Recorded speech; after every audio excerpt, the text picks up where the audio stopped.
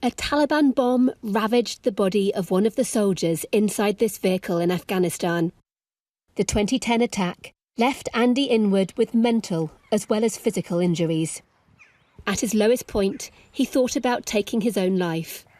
Sometimes when I'm at home and I get into that dark places,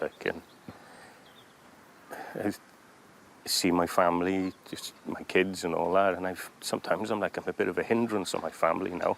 Finding out what's going on in Afghanistan, it just makes me feel worse. Andy is worried about the toll Britain's exit from Afghanistan will have on others. Suicide rate for veterans, it was high as it was. I lost a friend about a year ago now. Devastated, and I was before all of this, pulling out of Afghan. And the suicide rate is going to rocket. He's concerned in particular about two friends. It's difficult to find words when you're trying to speak to them, especially when you've got your own problems in a way. Sometimes the only thing you can do is suggest they go speak to a counsellor.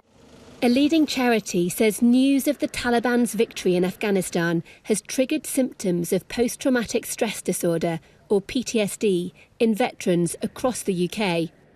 Combat stress has received more than double the normal rate of weekly phone calls since Kabul fell, with more than 400 in the last week of August. Now that they're back here and hearing everything that's going on, they're confused. If it was so important, why did we pull out so quickly? So there is an absolute confusion. We call that moral injury. They're really concerned about why they were there, what they achieved while they were there.